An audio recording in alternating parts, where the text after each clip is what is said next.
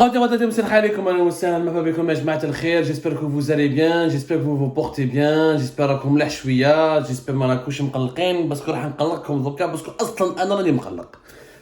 il y a certains sujets sur lesquels nous avons beaucoup de mal à tenir notre sang-froid, d'autant plus qu'il s'agit de l'Algérie, des intérêts de l'Algérie, de sa crédibilité sur la scène internationale, comment dirais-je, de sa dignité.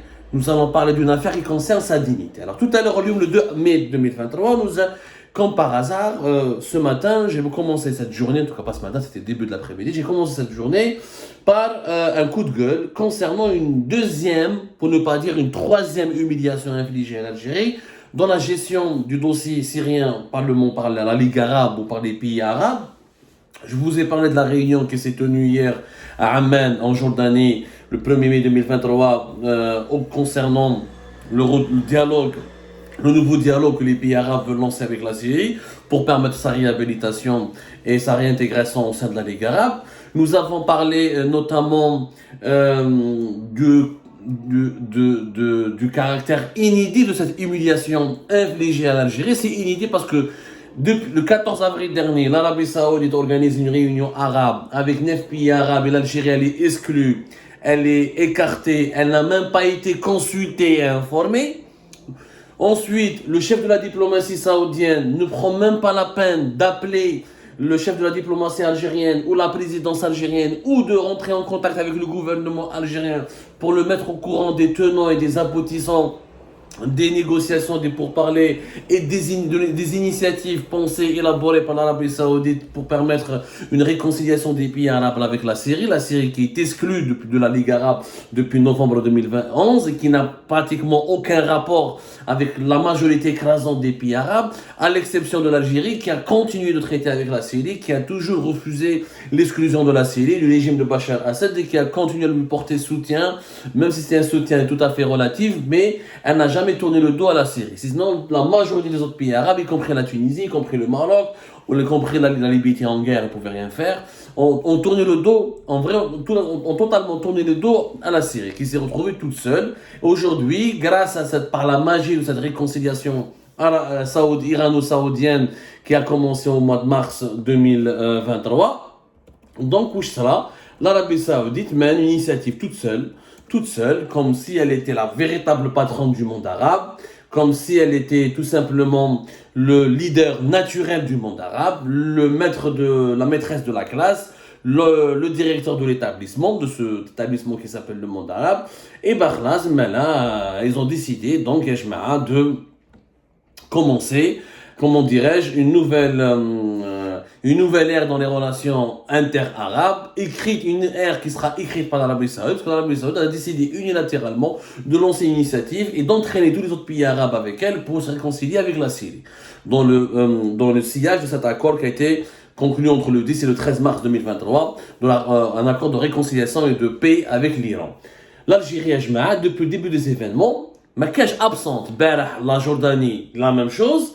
Elle a totalement ignoré, la Jordanie a emboîté le pas à l'Arabie Saoudite. La Jordanie, vous savez, elle est membre de cette alliance qui regroupe les monarchies arabes, à savoir le conseil des monarchies du Golfe, l'Arabie Saoudite, les Émirats, et le Koweït, et les Bahreïn et les autres. La Jordanie et le Maroc, ce sont des alliés très fidèles de l'Arabie Saoudite. Donc, la Jordanie a emboîté le pas à l'Arabie Saoudite et elle a ignoré l'Algérie. Pour la réunion du 1er mai, elle a invité l'Égypte. L'Algérie, qui est la présidente de la Ligue arabe, elle a été ignorée. Elle n'a même pas été consultée. Elle n'a même pas été informée. Nous avons appris, je l'ai confirmé, les autorités algériennes ont appris, comme tout le monde, la tenue de cette réunion arabe consultative pour préparer le retour de la Syrie et pour parler avec les autorités syriennes sur pas mal de sujets qui concernent la gestion de ses frontières, la lutte contre la drogue, la sécurisation du territoire, le retour des réfugiés. Ce sont des questions et des dossiers qui concernent donc la Ligue arabe, qui concernent donc tous les pays membres de la Ligue arabe, y compris l'Algérie, qui quand même, bon sang, assure sa présidente. La présidente de la Ligue arabe, l'Algérie, n'a même pas été ni invitée, ni consultée, ni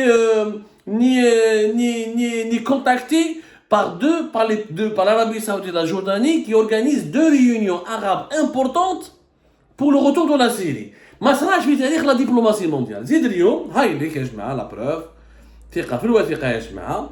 لا télévision syrienne elle vient d'annoncer هاوليك le tweet. روحوا شوفوا le tweet de la télévision syrienne, c'est pas moi qui parle.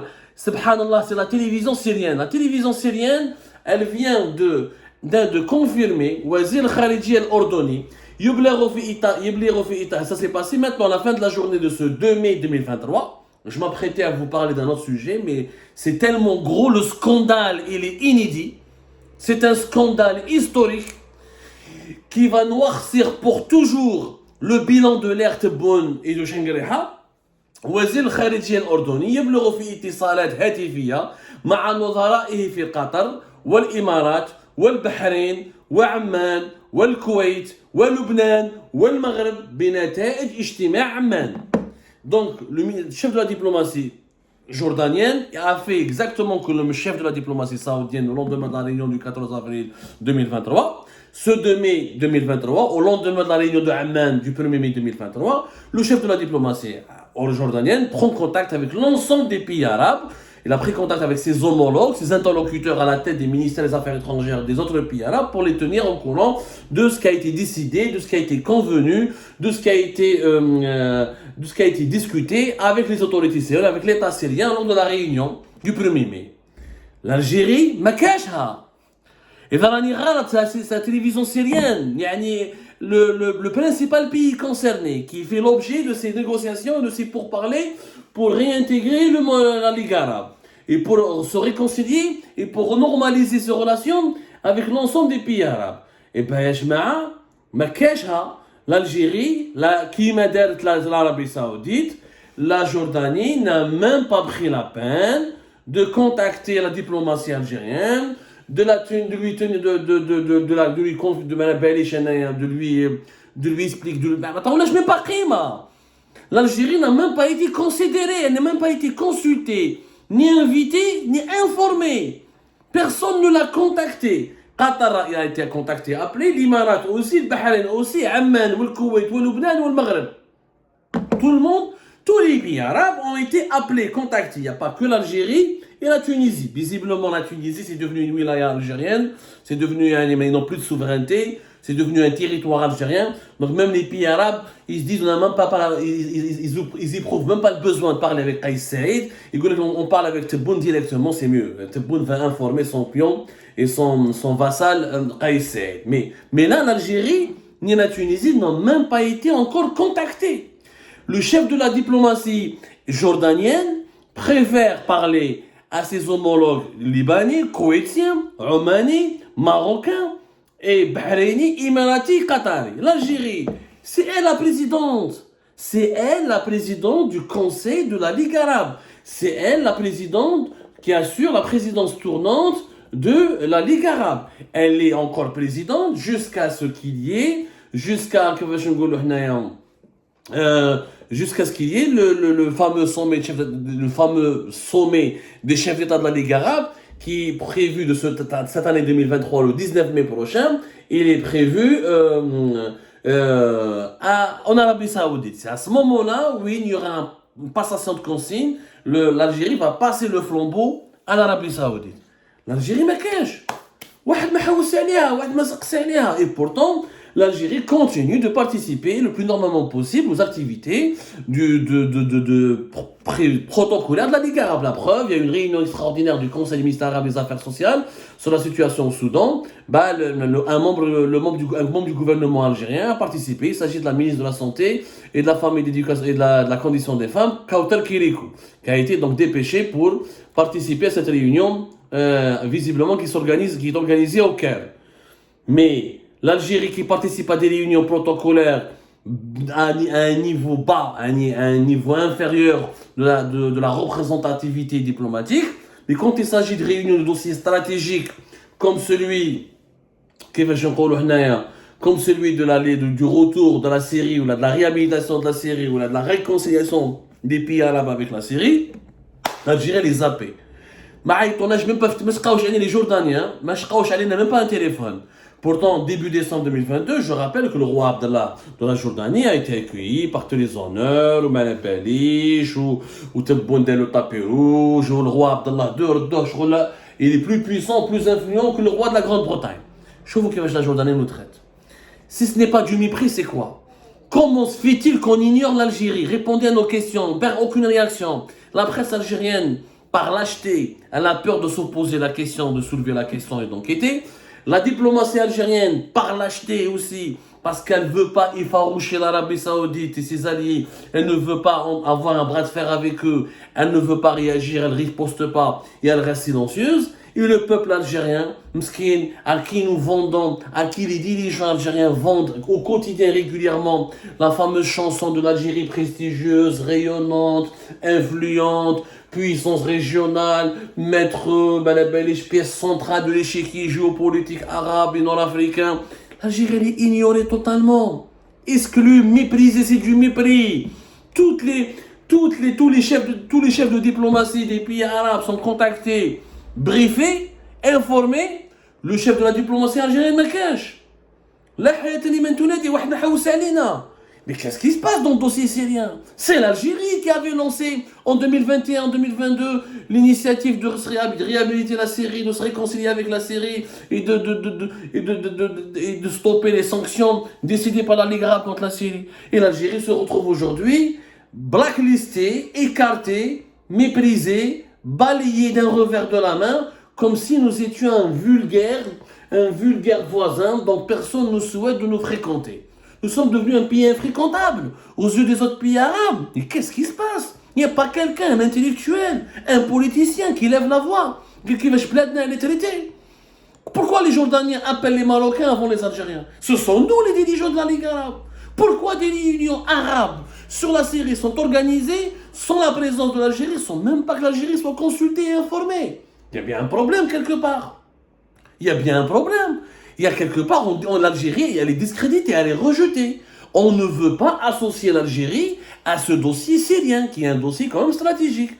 Pendant ce temps-là, l'Algérie, qu'est-ce qu'elle reçoit? Elle a reçu aujourd'hui, le 2 mai, un haut responsable saoudien, qui est le président du Conseil de la Shura, qui est une assemblée consultative, parce qu'en Arabie Saoudite, il n'y a pas de parlement qui est élu. L'assemblée de la Shura, c'est elle qui joue le rôle de parlement, fait 150 membres qui sont nommés, qui ne sont pas élus. Le docteur Abdullah bin Mohammed Brahim al-Sheikh, il a été, donc, c'est pas un décideur, c'est pas un décideur. شوفوا يا عم شوفوا كيفاش طاحت فينا. والله ما كنا هكذا في وقت بوتفليقه. والله ما كنا هكذا ما في لا ديسيني نوار. شوفوا l'Algérie de Tebboune كيفاش ولينا ارخص من بصله. L'Arabie Saoudite te snob, elle te méprise, elle te rejette, elle t'exclut et elle te met hors touche. Et nous, qu'est-ce qu'on fait? On reçoit, elle nous envoie quelqu'un qui dirige, c'est même pas un dirigeant, c'est pas un ministre, c'est pas un membre du gouvernement, c'est pas un membre du cabinet royal, c'est un président d'une assemblée consultative. L'assemblée consultative, c'est quoi son rôle? Elle n'a aucun rôle de décision. Elle fait des études, elle fait des rapports et des propositions au roi et au gouvernement saoudien. C'est tout ce qu'elle fait. 150 membres qui sont nommés pour 4 ans par le roi et elle a des prérogatives très limitées, très limitées. ما عندها حتى علاقة يعني ما عندها aucun عندها des commissions en sécurité, en économie de l'énergie, en islam, en santé, en finance, mais comme son nom l'indique, une assemblée consultative. Elle propose, elle soumet des idées.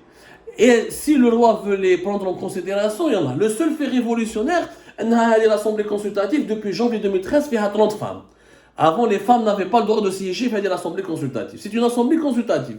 Mais elle n'a aucun rôle important dans l'établissement saoudien. Par l'Arabie Saoudite, le président de la Shura, donc c'est quelqu'un qui n'a aucun poids en Arabie Saoudite, il a été reçu par Tebboune.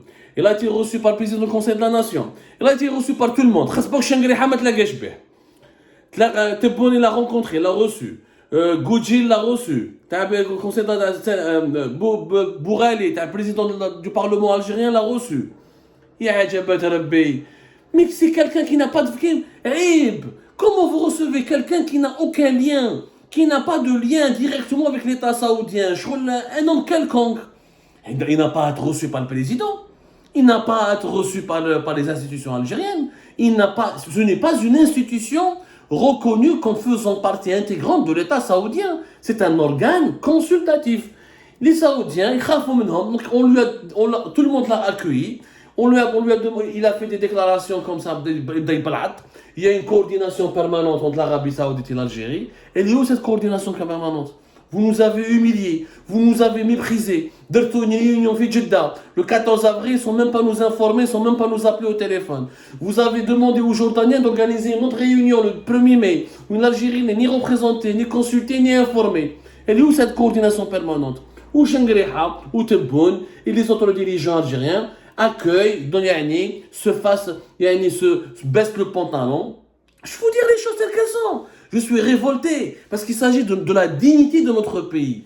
De la dignité de notre pays qui est violée. جاء هدايا من الشورى دار الدكتور هذا ابراهيم مسكين بن عبد محمد بن الشيخ عبد الله بن محمد بن ابراهيم reçu par la présidence, au Parlement, au Conseil de la Nation. Il a fait quelques déclarations mielleuses, oui, les salutations du serviteur des lieux saints de l'islam et de son Altesse le Prince héritier à Monsieur le Président de l'Algérie, Abdelmadjid Tebboune, l'histoire rayonnante de l'Algérie, les démarches du président et du gouvernement algérien, du peuple algérien. Khoroto, c'est de la langue de bois. Les Saoudiens nous ont envoyé, mais je même pas un ministre. Un responsable d'un organe consultatif qui n'a absolument aucune valeur diplomatique et politique.